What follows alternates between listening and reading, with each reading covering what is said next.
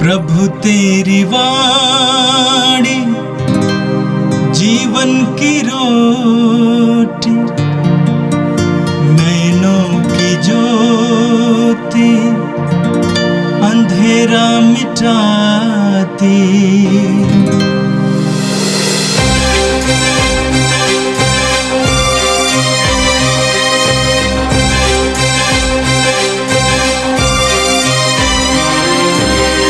प्रभु तेरी वाणी जीवन की रोटी, नैनों की ज्योति अंधेरा मिटाती।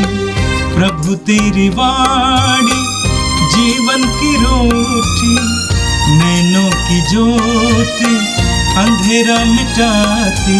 वाणी वाणी वाणी वाणी वाणी पवित्र है, शाश्वत है, जीवन का मन्ना है। 6 फरवरी शुक्रवार। पहला पाठ प्रवक्ता ग्रंथ अध्याय 47 पद संख्या 2 से 11।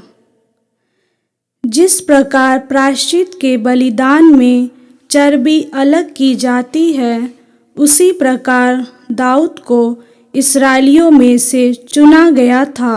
वह सिंहों के साथ खेलता था, मानो वे बकरी के बच्चे हो, और भालुओं के साथ खेलता था, मानो वे छोटे मेमने हो। उसने अपनी जवानी में भीम का योद्धा को मारा और अपने राष्ट्र का कलंक दूर किया। उसने हाथ से ढेलवास का पत्थर मारा और गोलियत का घमंड चूर चूर कर दिया। क्योंकि उसने सर्वोच्च प्रभु से प्रार्थना की और उसने उसके दाहिने हाथ को शक्ति प्रदान की, जिससे वह बलवान योद्धा को पछाड़कर अपनी प्रजा को शक्तिशाली बना सके। इसलिए लोगों ने उसे 10,000 का विजेता घोषित किया। ईश्वर के आशीर्वाद के कारण उसकी स्तुति की और उसे महिमा का मुकुट पहना दिया, क्योंकि उसने चारों ओर के शत्रुओं को परास्त किया और अपने फिलिस्तीनी विरोधियों का सर्वनाश किया। उसने सदा के लिए उसकी शक्ति समाप्त कर दी। वह अपने सब कार्यों में धन्यवाद देते हुए परम पावन सर्वोच्च ईश्वर की स्तुति करता रहा। वह अपने सृष्टिकर्ता के प्रति अपना प्रेम प्रकट करने के लिए सारे हृदय से गीत गाया करता था। उसने गायकों को नियुक्त किया, जिससे वे वेदी के सामने खड़े होकर मधुर गान सुनाएं। उसने पर्वों के भव्य समारोह का प्रबंध किया और सदा के लिए पर्व चक्र निर्धारित किया, जिससे प्रभु का मंदिर प्रातः काल से ही उसके पवित्र नाम की स्तुति से गूंज उठे। प्रभु ने उसके पाप क्षमा किए और सदा के लिए उसे शक्तिशाली बना दिया। उसने उसे राज्याधिकार तथा इस्राएल का महिमामय सिंहासन प्रदान किया। यह प्रभु की वाणी है। संत मार्कुस के अनुसार पवित्र सुसमाचार अध्याय 6 वाक्य 14 से 29 तक। हेरोद ने ईसा की चर्चा सुनी, क्योंकि उनका नाम प्रसिद्ध हो गया था। लोग कहते थे, यूहन्ना बपतिस्मा मृतकों में से जी उठा है, इसलिए वह ये चमत्कार दिखा रहा है। कुछ लोग कहते थे, यह एलियस है। कुछ लोग कहते थे, यह पुराने नबियों की तरह कोई नबी है। हेरोद ने यह सब सुनकर कहा, यह यूहन्ना ही है, जिसका सिर मैंने कटवाया है और जो जी उठा है। हेरोद ने अपने भाई फिलिप की पत्नी हेरोदियस के कारण यूहन्ना को गिरफ्तार किया और बंदी गृह में बांध रखा था, क्योंकि हेरोद ने हेरोदियस से विवाह किया था और यूहन्ना ने हेरोद से कहा था, अपने भाई की पत्नी को रखना आपके लिए उचित नहीं है। इसी से हेरोदियस यूहन्ना से बैर करती थी और उसे मार डालना चाहती थी, किंतु वह ऐसा नहीं कर पाती थी, क्योंकि हेरोद यूहन्ना को धर्मात्मा और संत जानकर उस पर श्रद्धा रखता और उसकी रक्षा करता था। हेरोद उसके उपदेश सुनकर बड़े असमंजस में पड़ जाता था, फिर भी वह उसकी बातें सुनना पसंद करता था। हेरोद के जन्म दिवस पर हेरोदियस को एक सुअवसर मिला। उस उत्सव के उपलक्ष्य में हेरोद ने अपने दरबारियों, सेनापतियों और गलीलिया के रईसों को भोज दिया। इस अवसर पर हेरोदियस की बेटी ने अंदर आकर नृत्य किया और हेरोद तथा उसके अतिथियों को मुग्ध कर लिया। राजा ने लड़की से कहा, जो भी चाहो मुझसे मांगो, मैं तुम्हें दे दूंगा। और उसने शपथ खाकर कहा, जो भी मांगो, चाहे मेरा आधा राज्य क्यों न हो, मैं तुम्हें दे दूंगा। लड़की ने बाहर जाकर अपनी मां से पूछा, मैं क्या मांगूं? उसने कहा, यूहन्ना बपतिस्ता का सिर। वह तुरंत राजा के पास दौड़ती हुई आई और बोली, मैं चाहती हूं कि आप मुझे इसी समय थाली में यूहन्ना बपतिस्ता का सिर दे दें। राजा को धक्का लगा, परंतु अपनी शपथ और अतिथियों के कारण वह उसकी मांग अस्वीकार करना नहीं चाहता था। राजा ने तुरंत जल्लाद को भेजकर यूहन्ना का सिर ले आने का आदेश दिया। जल्लाद ने जाकर बंदी गृह में उसका सिर काट डाला और उसे थाली में लाकर लड़की को दिया और लड़की ने उसे अपनी मां को दे दिया। जब यूहन्ना के शिष्यों को इसका पता चला तो वे आकर उसका शव ले गए और उन्होंने उसे कब्र में रख दिया। यह प्रभु क्रिस्त का सुसमाचार है। क्रिस्त प्रभु की जय। मेरे प्रिय भाई और बहनों, आज का पहला पाठ प्रवक्ता ग्रंथ के अध्याय 47 से लिया गया था। आज के पाठ में हमें राजा दाऊद के बारे में एक सुंदर वर्णन पढ़ने को मिला। दाऊद के बारे में यहां पे लिखा हुआ है, दाऊद को इस्राएलियों में से चुना गया था। राजा दाऊद इस्राएल का सबसे यशस्वी राजा था। उसने 40 साल तक इस्राएल पर शासन किया। उसके बारे में लिखा हुआ है, लेखक लिखता है, दाऊद को इस्राएली में से चुना गया था। यानी वो मनुष्य था। मनुष्य होने के बावजूद उसके जीवन में ईश्वर की क्रियाशीलता के बारे में सुंदर वर्णन आगे आपको पढ़ने को मिलेगा। लिखा हुआ है, वह सिंहों के साथ खेलते थे मानो वे बकरी के बच्चे थे। दाऊद के अंदर इतना सामर्थ्य था कि वो सिंहों के साथ खेलते थे मानो वे बकरी के बच्चे थे।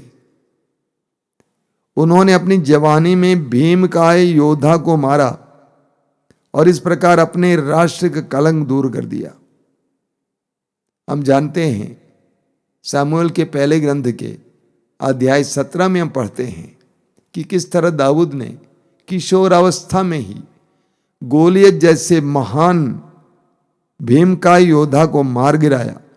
उन्होंने हाथ से ढलवांस का पत्थर मारा और गोलियत का घमंड चूर चूर कर दिया।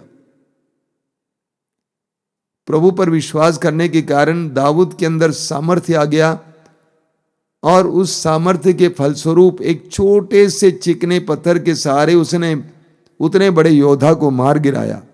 वचन में लिखा हुआ है, क्योंकि उन्होंने सर्वोच्च प्रभु से प्रार्थना की और उसने उनके दाहिने हाथ को शक्ति प्रदान की। वचन कहता है कि दाऊद को कहां से सामर्थ्य मिला? उसने सर्वोच्च प्रभु से प्रार्थना की। प्रार्थना के द्वारा दाऊद को इतना सामर्थ्य मिला, उसके दाहिने हाथ में सामर्थ्य मिला। मैं बार बार प्रार्थना के विषय में बोलता हूं। प्रार्थना के द्वारा हमें सामर्थ्य मिलता है। प्रभु यीशु ने स्वयं अपना उदाहरण हमारे सामने रखा है। प्रार्थना के द्वारा उनको ईश्वर का सामर्थ्य प्राप्त होता था। आगे लिखा हुआ है, इसीलिए लोगों ने उन्हें 10,000 का विजेता घोषित किया। ईश्वर के आशीर्वाद के कारण उनकी स्तुति की। जब दाऊद युद्ध जीत कर वापस आ रहा था तो नारियों ने गाया, दाऊद की प्रशंसा की। वचन में लिखा हुआ है, क्योंकि ईश्वर के आशीर्वाद के कारण उनकी स्तुति की। लोगों ने उस किशोर के अंदर ईश्वर का आशीर्वाद देखा। अगर हमें ईश्वर का आशीर्वाद प्राप्त है तो हम क्या नहीं कर सकते हैं। आगे लिखा हुआ है, उन्होंने चारों ओर के शत्रुओं को पराजित किया और अपने फिलिस्तीनी विरोधियों का सर्वनाश किया। दाऊद से लड़ने को अन्य राष्ट्र के लोग डरते थे, क्योंकि दाऊद के अंदर सामर्थ्य था। वो अपने सब कार्यों में धन्यवाद देते हुए परम पावन सर्वोच्च ईश्वर की स्तुति करते थे। दाऊद हर बात के लिए ईश्वर को धन्यवाद दिया करता था, ईश्वर की स्तुति किया करता था। मैं बार बार बोलता हूं कि ईश्वर की स्तुति में बहुत बड़ा सामर्थ्य है। मेरे जीवन में बहुत सारे दुख आए, उन सारी परिस्थितियों में मैंने प्रभु को धन्यवाद दिया, प्रभु की स्तुति की। इसलिए मेरा बल कम नहीं हुआ बल्कि बढ़ा। वो अपने सब कार्यों में धन्यवाद देते हुए परम पावन सर्वोच्च ईश्वर की स्तुति करते रहे। वो अपने सृष्टिकर्ता के प्रति अपना प्रेम प्रकट करने के लिए सारे हृदय से गीत गाया करते थे। कहा जाता है कि दाऊद गीत गाया करते थे क्योंकि वो अपने ईश्वर से प्रेम करते थे। जब हम किसी से प्रेम करते हैं तो उसके बारे में और उसके सामने गीत गाने लगते हैं। आगे वचन में लिखा हुआ है, उन्होंने गायकों को नियुक्त किया जिससे वे वेदी के सामने खड़े होकर मधुर गान सुनाएं। उन्होंने पर्वों के भव्य समारोह का प्रबंध किया। माना जाता है कि स्तोत्र ग्रंथ राजा दाऊद के द्वारा लिखा गया है। उस स्तोत्र ग्रंथ में राजा दाऊद ईश्वर की स्तुति करते हैं। ईश्वर की स्तुति करते हुए हम देखते हैं, आगे भी लिखा हुआ है, प्रभु ने उनके पाप क्षमा किए और सदा के लिए उन्हें शक्तिशाली बना दिया। राजा दाऊद ने भी पाप किया था जैसे आप और हम करते हैं, लेकिन दाऊद ने प्रभु के सामने अपने पाप को स्वीकार किया और कहा, हे ईश्वर मुझ पर दया कर, मैंने वही किया जो तेरी दृष्टि में बुरा है। मुझे धो और मैं हिमकित से भी श्वेत हो जाऊंगा। तो दाऊद ने अपने पाप के लिए पश्चाताप किया, जिसके फलस्वरूप ईश्वर ने उसके पाप को क्षमा किया और उसको और बलवान बना दिया। मेरे प्रिय भाई और बहनों, बाइबल में बहुत से ऐसे व्यक्ति हैं जो हमारे लिए सुंदर उदाहरण नमूना है। उनमें से दाऊद एक शक्तिशाली नमूना है। ईश्वर पर भरोसा रखने के लिए, ईश्वर के सामर्थ्य पर भरोसा रखने के लिए, प्रार्थना के लिए, ईश्वर की स्तुति के लिए, ईश्वर को प्रेम करने के लिए हम दाऊद के उन सारे गुणों को अपनावें और अपने जीवन को भी सामर्थ्यवान बनाएं। और आज का सुसमाचार संत मार्कुस के सुसमाचार के अध्याय 6 से लिया गया था। सुसमाचार में हमने यूहन्ना बपतिस्ता की हत्या के बारे में सुना। यूहन्ना बपतिस्ता की हत्या के बारे में सुसमाचार में हम पढ़ते हैं कि यूहन्ना बपतिस्ता प्रभु यीशु के आगमन से पहले प्रभु के लिए मार्ग तैयार करने के लिए आए थे। यूहन्ना बपतिस्ता किसी का चेहरा देखकर नहीं बोलते थे। वह ईश्वर की ओर से लोगों को पश्चाताप के लिए आह्वान करते थे। यहां तक कि राजाओं के सामने भी वे सत्य पेश करने के लिए कमजोर नहीं पड़े। आज के पाठ में हमने सुना कि राजा हेरोद ने सुना कि यीशु के द्वारा बड़े बड़े चिन्ह और चमत्कार प्रकट हो रहे हैं, और राजा ने कहा कि ये यूहन्ना बपतिस्ता है जिसका सिर मैंने कटवा दिया था। मुझे लगता है कि वो जी उठा है। आगे हम पढ़ेंगे कि किस तरह यूहन्ना बपतिस्ता की हत्या हुई थी। हेरोद अपने भाई फिलिप की पत्नी से प्यार करता था और उससे उसने विवाह किया। और यूहन्ना बपतिस्ता ने हेरोद से कहा कि ये आपके लिए उचित नहीं है, अपने भाई की पत्नी को अपनाना गलत है। और इसलिए हेरोदियस के दिल में यूहन्ना बपतिस्ता के प्रति बैर था और वो यूहन्ना बपतिस्ता को मार डालना चाहती थी। क्रोध मनुष्य को कहां नहीं पहुंचा सकता है। यूहन्ना के पहले पत्र के अध्याय 2 उसके वाक्य 11 में यूहन्ना कहते हैं कि जिसके अंदर क्रोध है, बैर है, वो अंधा बन जाता है। वो नहीं जानता है कि वो क्या करता है, कहां जा रहा है। हम जानते हैं उत्पत्ति ग्रंथ के अध्याय 4 में हम पढ़ते हैं कायन ने अपने भाई हाबिल की हत्या की, क्योंकि कायन के अंदर अपने भाई के प्रति ईर्ष्या थी, जलन था और क्रोध था। क्रोध में मनुष्य क्या क्या नहीं कर सकता है। हेरोदियस यूहन्ना बपतिस्ता को मार डालना चाहती थी, लेकिन वो ऐसा नहीं कर पाती थी क्योंकि हेरोद यूहन्ना को मानता था। हेरोद की बातों को बड़ी प्रसन्नता से सुनता था, इसलिए यूहन्ना को सुरक्षा के तौर पर बंदी गृह में रखा गया था। आज के पाठ में हमने सुना हेरोद के जन्म दिवस पर हेरोदियस एक मौका ढूंढ रही थी कि कैसे मुझे मौका मिल जाए ताकि यूहन्ना बपतिस्ता का सिर कटवा दें, ताकि मेरे और हेरोद के मार्ग पर जो कांटा है उसको निकाल दिया जाए। और ऐसा ही हुआ। शैतान साथ देता है। ऐसे अवसरों में शैतान लोगों को साथ देता है। वचन में हमने सुना कि हेरोद के जन्म दिवस पर हेरोदियस की बेटी, जवान बेटी हेरोद और उनके सारे अतिथियों के सामने नाचती है, नृत्य करती है। इस ढंग से नृत्य करती है कि उसने सबको मंत्र मुग्ध कर लिया। उसके शरीर ने, उसके हाव भाव ने, उसके नाच ने उनको इतना मंत्रमुग्ध कर दिया कि हेरोद जो आधे नशे में था, मदिरा पिया हुआ था,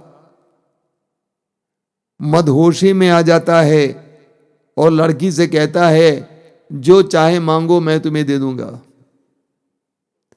नशे में इंसान क्या क्या नहीं करता है। नशे में इंसान क्या क्या नहीं करता है। कितने ही शराब खाने में जमीनें बिक जाती हैं। कुछ ऐसा ही हुआ। राजा ने कहा जो चाहे मांगो मैं तुम्हें दे दूंगा, यहां तक कि मेरे राज्य की आधी संपत्ति। सोचिए। और लड़की को नहीं मालूम था कि क्या मांगू। उसने जाकर मां से पूछा। मां ने कहा यूहन्ना बपतिस्ता का सिर मांगो। मौका था, उसने मौके को जाने नहीं दिया। लड़की ने आकर कहा कि यूहन्ना बपतिस्ता का सिर दिलवा दीजिए। वचन में आपने सुना कि राजा को धक्का लगा, अच्छा नहीं लगा। लेकिन अपने अतिथियों के कारण और अपनी प्रतिज्ञा के कारण, अतिथियों को प्रसन्न करने के लिए, अपने वचन को बनाए रखने के लिए उसने एक धर्मात्मा के सिर को कटवा दिया। क्या हमारे जीवन में कभी कभी ऐसा नहीं होता है? लोगों को खुश करने के लिए हम क्या क्या नहीं करते हैं। अक्सर लोग कहते हैं लोग क्या कहेंगे, लोग क्या सोचेंगे, लोगों की क्या प्रतिक्रिया होगी, समाज क्या कहेगा। ऐसे में ना जाने हम कितनी गलतियां कर बैठते हैं। हेरोद ने भी ऐसा ही किया और यूहन्ना बपतिस्ता का सिर कटवाया गया। एक नारी को प्रसन्न करने के लिए, अतिथियों को प्रसन्न करने के लिए। अंत में आपने सुना एक बहुत सुंदर वचन। जब यूहन्ना के शिष्यों को इसका पता चला तो वे आकर उसका शव ले गए और उन्होंने उसे कब्र में रख दिया। जब यूहन्ना बपतिस्ता के शिष्यों को पता चला, कोई विद्रोह नहीं, कोई आवाज नहीं, चुपचाप उनकी लाश ले जाते हैं और उसको गाड़ देते हैं। क्योंकि उनको मालूम था कि यूहन्ना बपतिस्ता सत्य के लिए और न्याय के लिए खड़े थे और उनके साथ इस तरह की घटनाएं घटित हो सकती हैं। मेरे प्रिय भाई और बहनों, हेरोदियस, यूहन्ना बपतिस्ता ये सभी हमारे सामने आज पात्रों के रूप में हैं। हम इन पर मनन चिंतन करें। कभी कभी हम भी हेरोद की तरह हो जाते हैं, हम भी हेरोदियस की तरह हो जाते हैं, हम भी उस लड़की की तरह हो जाते हैं। हमारे जीवन में भी इससे संबंधित कई बातें देखने को मिलती हैं। आइए हम प्रार्थना करें कि प्रभु हमें प्रज्ञा का वरदान दे, धैर्य का वरदान दे, ईश्वर के प्रति श्रद्धा और प्रेम और डर का वरदान दे। ये प्रभु यीशु वचनों को सुनने वाले मेरे भाई बहनों को आशीर्वाद देना। आज का पूरा दिन उनके लिए कृपा और आशीष का दिन बने। हमारी इस प्रार्थना को ग्रहण कर, आमीन। प्रभु तेरी वाणी जीवन की रोटी, नैनों की ज्योति अंधेरा मिटाती।